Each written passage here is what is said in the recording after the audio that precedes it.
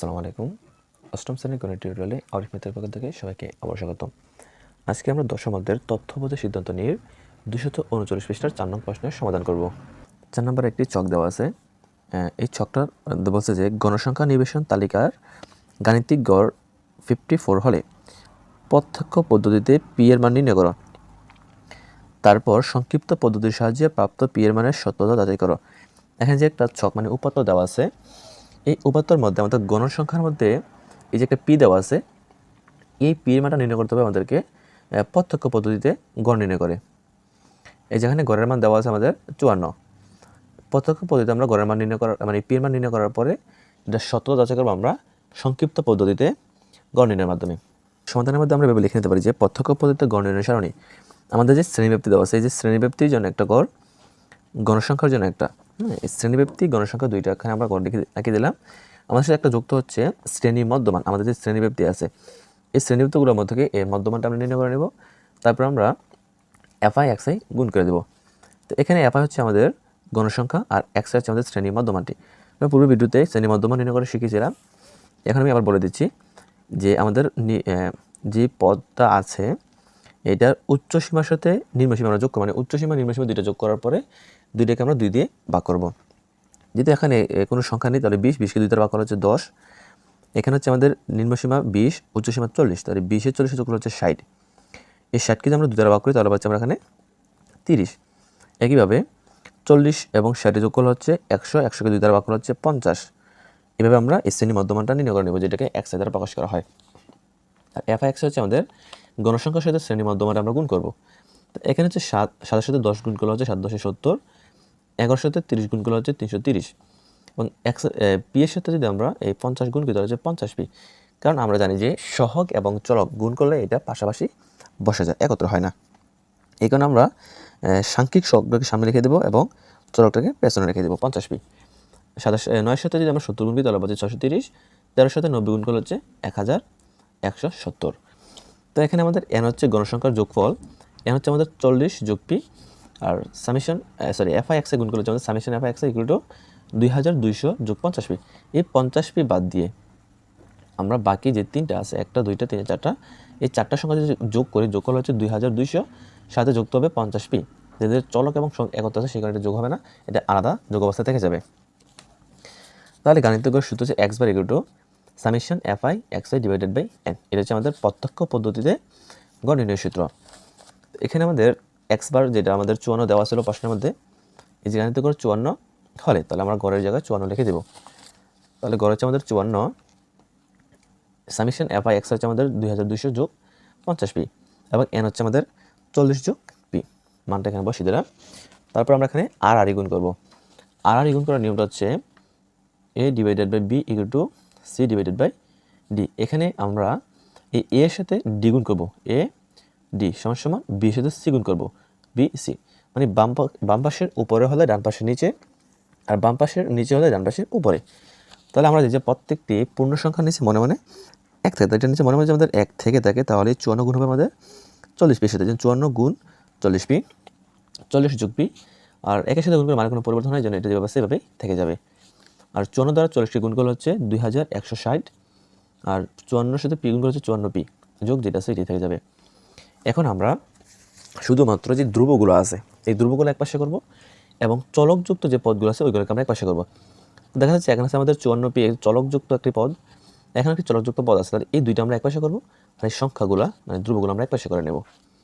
তাহলে 54 পি পাশে যোগের আছে, যোগের থাকবে 50 পি ডান পাশে, বিয়োগ যোগের হওয়ার কারণে এটা বাম পাশে এসে বিয়োগ হয়ে যাবে।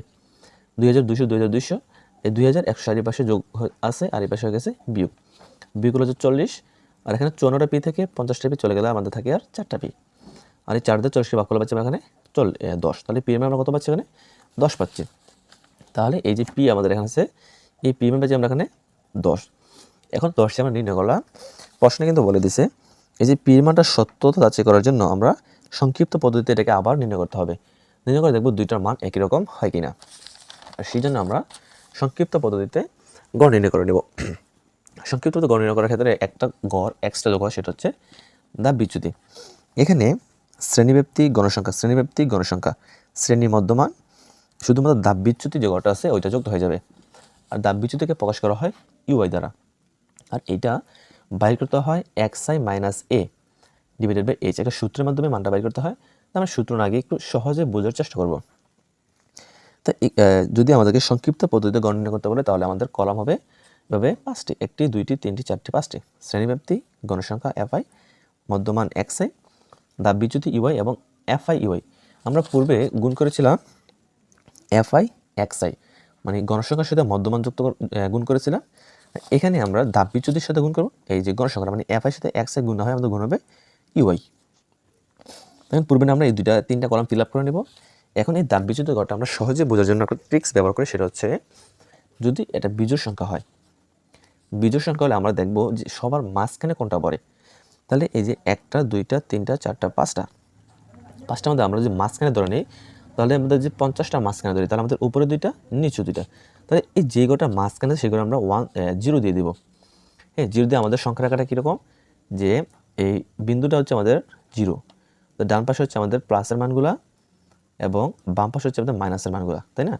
তো ঠিক এই সংখ্যা রেখার মানগুলোর মতো করে আমরা এই যে মাঝখানে যে কলামটা পাইছিলাম ঘরটা, ওইগুলো শূন্যতে নিচের দিকে আমরা প্লাসের মান বসাবো, যেমন 1, 2 নম্বর করে 2, তারপর 3 এভাবে পর্যায়ক্রমভাবে। আর উপরের দিকে আমরা মাইনাসের মানগুলো বসাবো, যে -1 -2। আমি আবার বলে নিচ্ছি, যদি আমাদের বিজোড় সংখ্যা হয়, যেমন 1 2 3 4 5টি, এই 5 হচ্ছে আমাদের বিজোড় সংখ্যা, এই কারণে আমরা মাঝখানে যেটা আছে ওইটা নির্বাচন করব। আর মাঝখানে হচ্ছে আমাদের এখানে 50, মানে 40 থেকে 60 পর্যন্ত, এই কারণে আমরা উপরেগুলো মাইনাসের দিয়ে দিলাম, নিচেগুলো প্লাসের, মাঝখানটা 0। এখন 50-এর সাথে এখানে যদি আমরা পি এর সাথে 0 গুণ করি, তাহলে পি এর 0 0 বেশি, 0 সাথে যদি আমরা কোনো সংখ্যা বা চলক বা সহগ গুণ করি, যেটাই গুণ করি না কেন সেটার মান 0 বেশি, হচ্ছে অসংজ্ঞায়িত। এই 11-এর সাথে যদি আমরা মাইনাসের 1 গুণ করি, তাহলে 11কে 11, এটা হচ্ছে প্লাসের মান, এটা হচ্ছে মাইনাস, প্লাস মাইনাসে মাইনাস, 7 গুণে 14, প্লাস মাইনাসে মাইনাস। এখানে 9-একে 9, 13 দোকানে 26। তো এখানে আমাদের n হচ্ছে 40 প্লাস পি, fi ইউআই যোগ করি তাহলে আমাদের হচ্ছে প্লাসের 10। এখানে হচ্ছে আমাদের মাইনাসের 14, এখানে হচ্ছে মাইনাসের 11, তাহলে এই মাইনাসের 14 সাথে মাইনাসের 11 যোগ করলে হচ্ছে মাইনাসের 25। আর এখানে হচ্ছে আমাদের প্লাসের 9 এবং প্লাসের 26, তার দুইটা যোগ করলে হচ্ছে 35। প্লাসের 35 থেকে যদি আমরা মাইনাসের 25 বাদ দিয়ে দিই, তাহলে আমাদের কিন্তু প্লাসের 10 থাকতেছে। কিন্তু সামেশন fi হচ্ছে আমাদের 10। আর সংক্ষিপ্ত পদ্ধতিতে গণনীয় সূত্রটি হচ্ছে x bar equal to a plus summation fi ui divided by n into h। এই হচ্ছে আমাদের এখানে উচ্চ শ্রেণী ব্যবধানগুলো। এখানে এ হচ্ছে আমাদের 50, এখানে এ 50 কেন হলো, সেটা হচ্ছে আমাদের যেই গড়ের মধ্যে আমরা শূন্য পাইছিলাম, মানে মাঝের গড়টা, ওই গড়টাকে আমরা ওই গড়ের শ্রেণী মধ্যমানটা আমরা ধরে নেব এর মান। আমি আবার বলে নিচ্ছি, আমাদের যে গড়ে শূন্য পাইছিলাম দাববিচ্যুতির মাঝের গড়টা, হ্যাঁ, ওই মাঝের গড়ের যে শ্রেণী মধ্যমানটা আছে ওই মধ্যমানটা হচ্ছে আমাদের এর মান। এখানে হচ্ছে আমাদের 50, এখানে আমাদের এর মান হচ্ছে 50, তাহলে এ 50 সামেশন fi ইউআই পাইছিলাম আমরা এখানে 10, এটা হচ্ছে আমাদের 10, n হচ্ছে আমাদের 40 যোগ পি, 40 যোগ পি, আর এইচ হচ্ছে আমাদের শ্রেণী ব্যবধানগুলো, এখানে হচ্ছে 20 করে প্রত্যেকটা শ্রেণী ব্যবধান, সেই কারণে এখানে 20। এখন এই যে x বার আমাদের 54 এখানে কারণে আমাদের প্রশ্নে যেটা দেওয়া ছিল, তো এই 50 হচ্ছে এই পাশে যোগের, এই পাশে হয়ে গেছে মানে বিয়োগের। এখানে 10-এর সাথে 20 গুণ করলে হচ্ছে 240 যোগ পি, 40 যোগ পি। এখানে 54 থেকে 50 বিয়োগ করলে হচ্ছে 4, যেভাবে সেভাবে থাকবে। এখন আমরা আর গুণ করবো, যে এই পাশের উপর হলে ওই পাশে নিচে, তার মনে 1 থাকলে এই তার সাথে গুণ হবে আমাদের 40 যোগ পি, 4 গুণ 40 যোগ পি 200। এখানে 4 4 16, 0 160, 4 পি 4 পি ইকুয়াল টু 200। আর এখানে হচ্ছে আমাদের এই 4 পি 4 পি এখানে থেকে যাবে, এই 200 এই পাশে 160 হচ্ছে যোগের, এই পাশে হয়ে গেছে বিয়োগের, বিয়োগ হলো হচ্ছে 40, 4-এর সাথে পি হচ্ছে এখানে গুণ অবস্থা, সেই কারণে এখানে 4 হয়ে গেছে ভাগ হচ্ছে এখানে 10। তাহলে বোঝা গেল যে প্রত্যক্ষ ও সংক্ষিপ্ত পদ্ধতিতে পি ইকুয়াল টু 10 সমান। আমরা এই সংক্ষিপ্ত পদ্ধতির মধ্যে আমরা গড় নির্ণয় করে পি মান পাইছি 10, আর পূর্বে আমরা এই যে প্রত্যক্ষ পদ্ধতিতে আমরা পি মান পাইছিলাম এখানে 10। তাহলে বোঝা গেল আমাদের দুইটাই সঠিক, আমরা পি মানটা সঠিক যাচাই করতে পারলাম।